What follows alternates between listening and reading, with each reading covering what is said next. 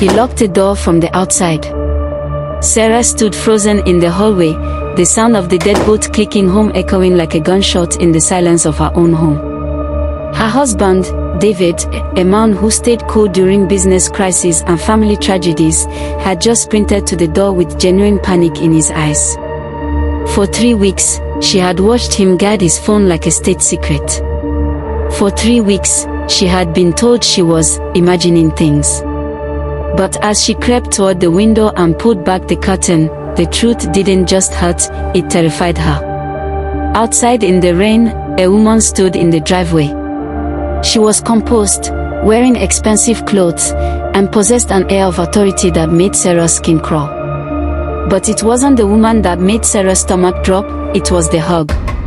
It wasn't a greeting, it was a reunion. Then, the woman handed David a small, yellow envelope. The color drained from his face as if he'd been struck. Whatever was inside that paper didn't just scare him, it paralyzed him. Sarah watched, breathless, as he nodded in agreement to something she was never meant to hear. What Sarah didn't know yet was that the envelope contained a single photograph. A relic from 13 years ago, buried in the dark, capable of bankrupting their family and sending an innocent person to prison. But the most dangerous truth was yet to come. Because before this night ended, Sarah would realize that her husband wasn't the only one keeping secrets. Someone much closer to her had been lying for years. And that discovery would change everything. Subscribe before we continue. Thank you for your subscription. The door clicked shut, and the house felt suddenly empty. Sarah stood in the hallway, listening to the deadbolt lock. David was gone, but the silence he left behind felt heavy.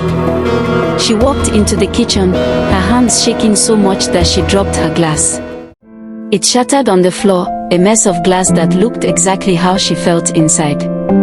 She thought back to the last 3 weeks, the late-night calls David tried to hide, the way he would freeze whenever her sister, Elena, walked into the room.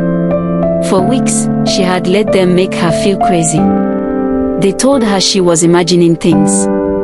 But standing there among the broken glass, she finally knew the truth. She wasn't losing her mind. She was being played. Sarah didn't cry anymore. The fear had turned into something cold and clear. She went to the office and picked up David's tablet from the desk. She knew the passcode, it was their anniversary. As the screen lit up, she felt like she was doing something wrong, but she couldn't stop. She wasn't looking for business emails. She found hidden logs, with files dated back 13 years. She opened the most recent one. It wasn't from a client. It was from Elena. The subject line was simple, but it made Sarah's heart drop. The final plan.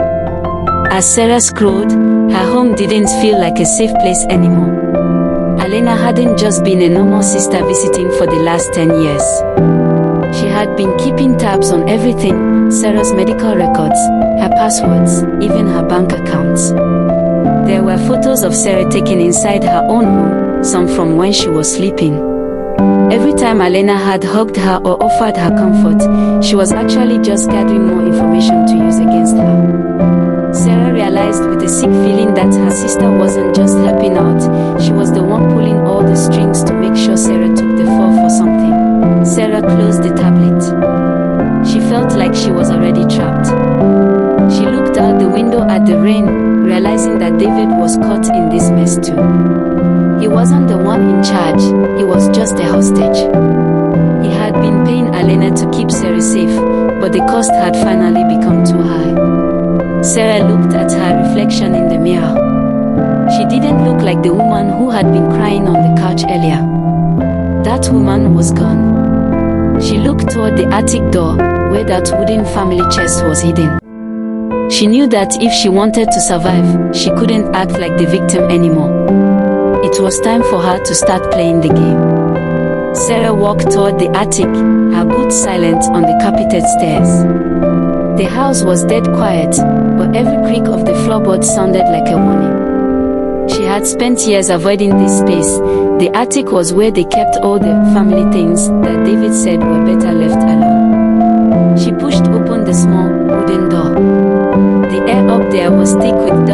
the smell of old paper. She moved past the boxes of old clothes and broken lamps until she reached the corner. And there it was, the wooden family chest. It looked out of place, heavy and dark against the dusty attic floor. She knelt down, her heart racing as she touched the rusted lock.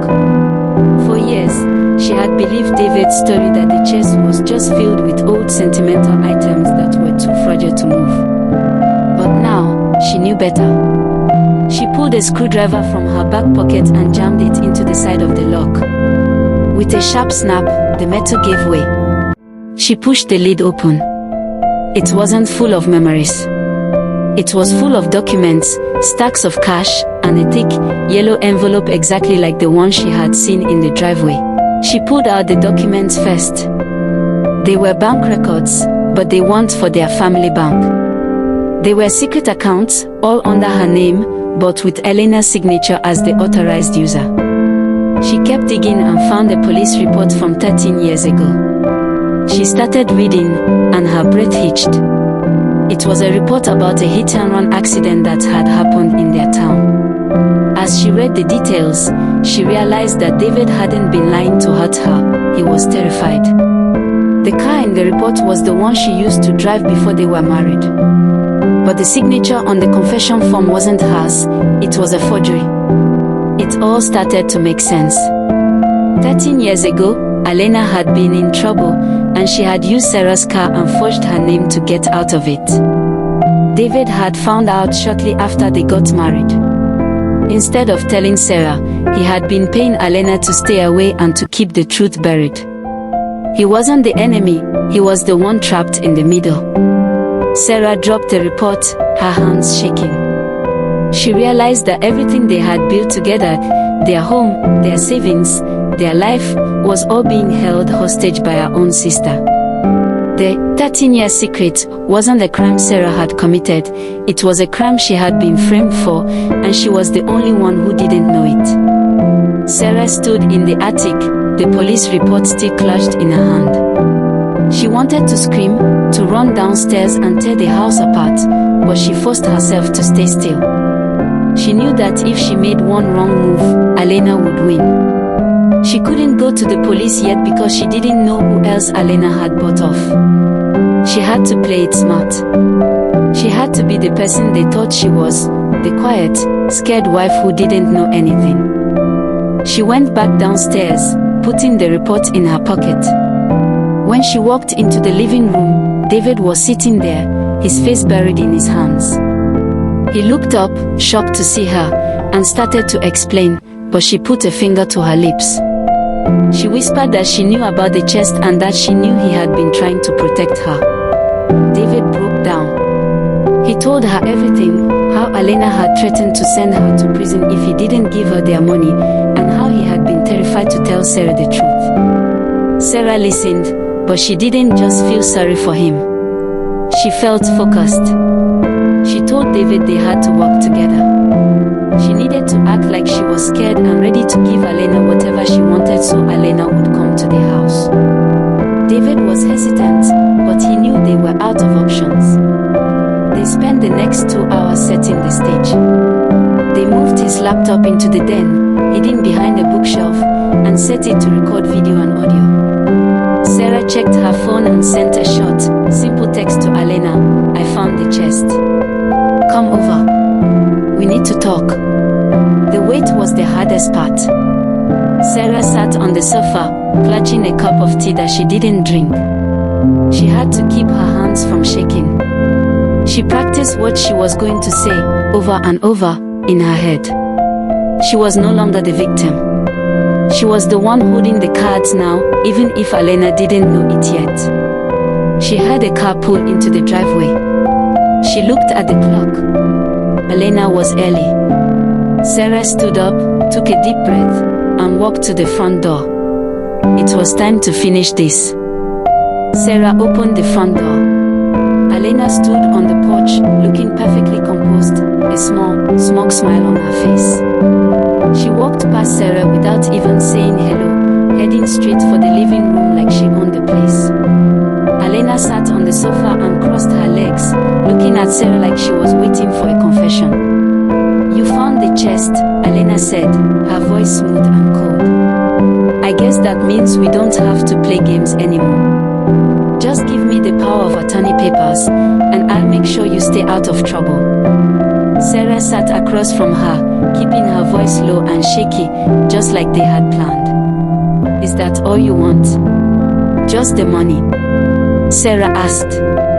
Elena laughed, a dry, sharp sound. "It's not just about the money, Sarah. It's about control. You've always been the sensitive one, the one everyone protected.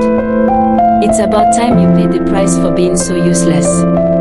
Elena went on, detailing how she had forged those papers 13 years ago and how she had enjoyed watching David struggle to pay her off, thinking he was the one in control. She admitted everything, thinking she was talking to a defeated woman. While Elena was busy bragging, Sarah gave a small nod toward the den. David was in there, recording every single word. Sarah stood up, her shaking completely gone. She walked over to the side table and picked up her phone. "You know, Elena," Sarah said, her voice steady and clear, "you're right. I was the sensitive one. But that was a long time ago." She turned the phone around, showing Elena the live feed from the den, and then played back the last 2 minutes of the confession. Elena's face went white. She jumped up, trying to grab the phone, but Sarah stepped back. The sound of sirens cut through the quiet of the neighborhood. They were getting louder by the second. Elena looked at the door, then back at Sarah, her composure completely gone. When the police walked through the front door, Elena tried to start lying again, but it was too late. As they led her away in handcuffs, she screamed at Sarah, but Sarah just stood there, watching. She didn't look back at David, and she didn't feel any sadness. She had her life back, but it wasn't the life she had before. She was finally free, and for the first time in 13 years, she was the one in control. Please support by subscribing and liking the